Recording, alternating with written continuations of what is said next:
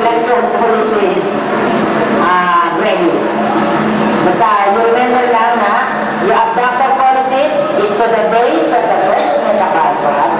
The brevis, extensor pollicis brevis, is to the base of the proximal phalanx, while the extensor digitorum locus is to the base of the distal phalanx. So these are muscles that are not inherent in the tongue.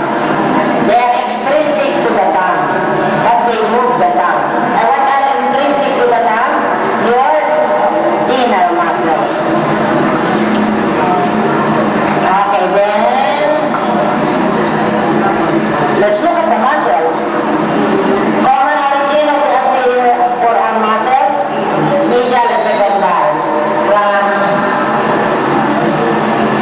So you would have from lateral to medial.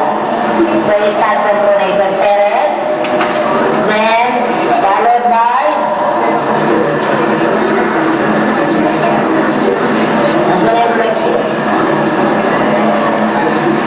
flexor carpi, flexor carpi radialis, then where is the palmaris longus? Yeah. Pronator teres, which could be the palmaris longus, carpi radialis, and then the last will be the carpi lunaris. Okay. So, the superficialis has been cut together with the medial nerve. People pati ang medial nerve. Yeah.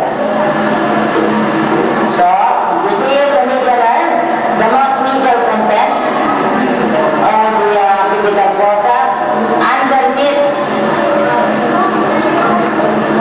the superficialis, ito siya. Hindi lang siya under the superficialis, but it is adherent to the muscle.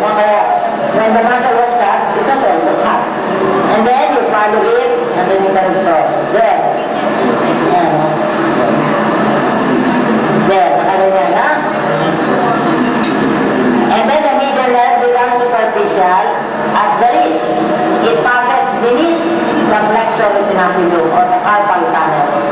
And immediately after passing through the wrist, it takes off its branches into sensory epithelium. Now you know already where they are distributed.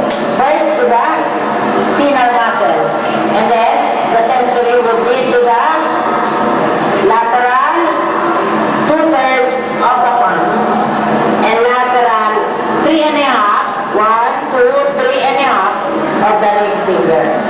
Skin of the ring, of those areas. Okay,